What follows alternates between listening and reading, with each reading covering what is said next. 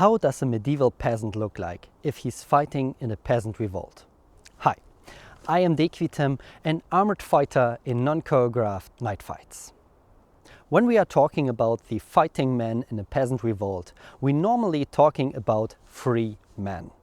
So, like landowners, citizens, sometimes common soldiers.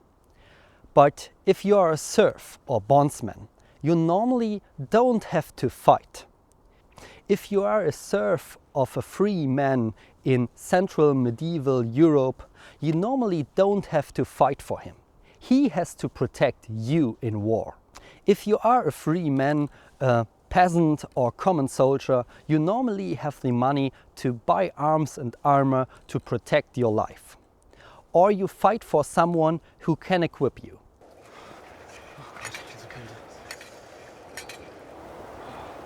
Das Feuer noch? Wenn ich dieses nasse Gestrüpp hier anbekomme. The everyday clothes of a common man are normally not the typical wear of a man in war. Late medieval paintings of peasant revolts show normally another picture of the common man that is more related to the common soldiers in battle. Even when there are not many surviving originals of arms and armor of the common man, there are many paintings and book illustrations of peasant revolts and common soldiers in war. The huge variety of arms and armors shown in these pictures are often depending on the time period, the region of the revolt, and sometimes even on the imagination and fiction of the artist. That doesn't make these pictures to a great source to reconstruct their arms and armor. But unfortunately, these are the best sources we have. So what are these paintings show us? Kopf zusammen!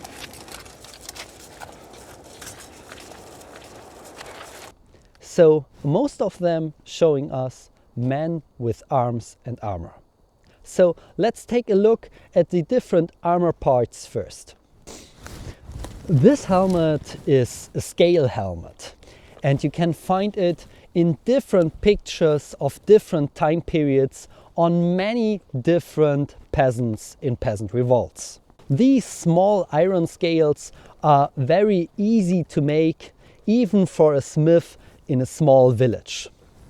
They are all detached to a leather helmet inside. Of course, you can find different helmet types on historical paintings of peasant revolts. There are the typical common helmets of their time periods, like the bassignet with an open face, the salad helmets, the different chapelle helmets or German Eisenhut, the classic cattle helmet. All these different helmets have an open visor, so no face protection. And there's a reason for it, because when you have a free vision, it's much easier to fight in battle together, to hear and breathe. And the most important part is you don't fight often in a normal revolt. In most cases, you're standing, you're waiting, you're living with your armor because you have no other squire to help you with all the gear. You have to care for it yourself. So it's much better to have the helmet on top of your head and can see, breathe and live in it. With a visor in your face, that's much harder. So all open face helmets. The next part of our common man armor is the chest protection. Even when we can't see much chest protections on many historical paintings, this can be a misconception, because often these chest plates are worn under the clothes. Because it's much easier to protect your chest protection from rust and hide it under your clothes, because there are more gaps for this reason it is better to hide your gaps under your clothes. A small chest plate doesn't seem like a big protection, but it's the most common point of attack for your opponent. So have a plate there makes a huge difference in combat.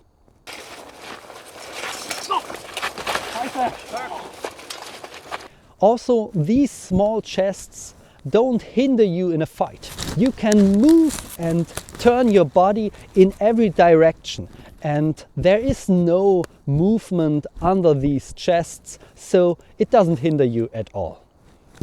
This is blackened armor. These are not polished, so it's forged and hardened, but then there is no polishing over it, because you want your armor as cheap as possible. Same applies to this gauntlet. This is blackened too, and it's because we don't polish it after hardening these gauntlets.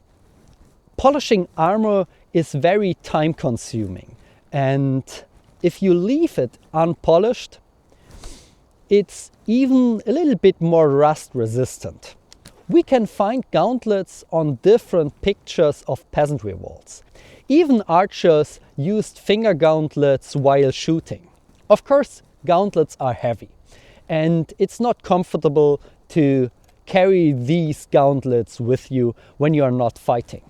But when you are fighting, to have gauntlets on your fingers is very important, because fingers are a valid target, and when they are cut, the fight has an end. Gauntlets are not always a must-have, so there are many pictures of common soldiers where they don't use gloves at all. The next part is the padded jacket, or gambeson, or arming doublet. Nearly every common soldier wears padded jackets, because you need them anyway if the weather is cold, and to have this extra padding can make a huge difference.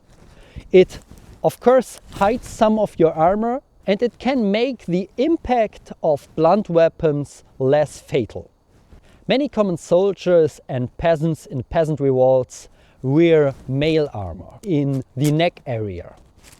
These can prevent slipping any blades into your neck and are not that heavy. It's easy to carry them, and you can move freely with it. There are of course many pictures of full mail suits on peasants, but it's not that common. It's more a thing of knights. To penetrate mail armor is very difficult, so it's much more protection than it looks like. Full leg armor is often not a thing on historical peasants, but there are some examples of greaves on peasants to protect the lower leg or chin from incoming strikes. If you have a shield, that makes a huge difference when you are protected in these areas, but it's not typical that a common soldier wears full leg protection. And there's a reason for it, because you have to walk and live in it. So when you have to walk the full campaign in full leg protection, it's much harder than only walk in greaves or without any leg protection at all.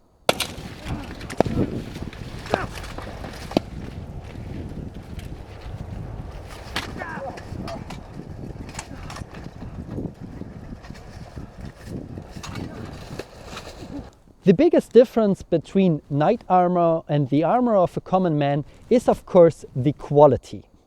It's not all about if the armor is polished and if it fits you perfectly. It's more about the quality of steel. Is the hardening perfect, or is it hardened at all? Are there gaps in your armor, or are you fully closed in steel?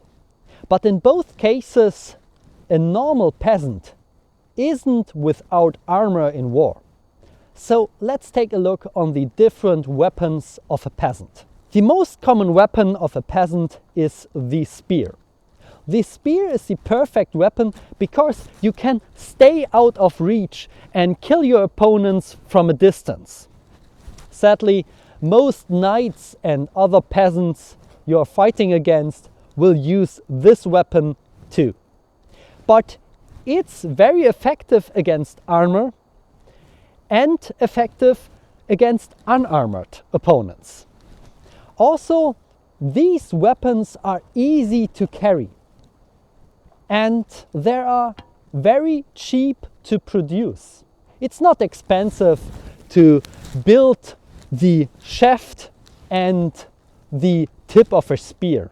Flails are not a common weapon for most peasants. Of course, there are a few examples like the Hussite wars where they were used to protect and defend wagon castles, but it's not the typical weapon of each common soldier.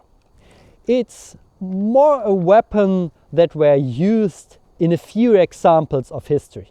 And there are some reasons for it. Of course, it's easy to hit hard with it, but it's not easy to carry. This can be dangerous if you carry it this way and it hits your back. You can't carry much of it because it's always in the way and it can hit your friends as well. So yes, it will hit hard, but it's not the best weapon for the common soldiers.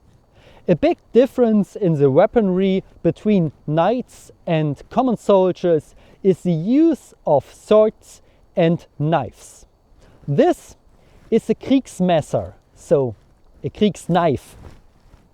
And these Kriegsmesser are used normally like a sword, but it's not a sword. It's curved and it has only a single edge on this side and here is no edge. So like a knife. But why common men often use big knives like this Kriegsmesser instead of a sword? Of course, there are examples of knights using Kriegsmesser and common soldiers using swords. The biggest reason for it is that swords are normally a little bit more expensive than Kriegsmesser. In some regions of Germany it was forbidden for a common man to wear a sword, but it was never forbidden to wear a knife, even these big ones.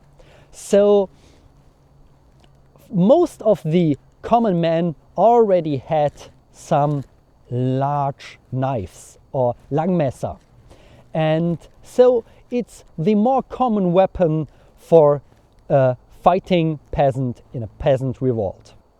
When we are looking at the common soldiers at battles and peasants in peasant revolts, we of course find archers with bows and crossbows. But we have to remember that it isn't so easy to use a war bow. It's much easier to use a crossbow. This is a goat foot and you normally try to bend it back and make it sit here. And this takes a lot of time, but the effect of a crossbow, if you hit a man, is devastating. Hit some armor is a different part. I will make a video about it soon, but this is powerful, of course. And you can stay out of reach when you use them, and it's easy for someone who didn't have much training with it to aim with a crossbow.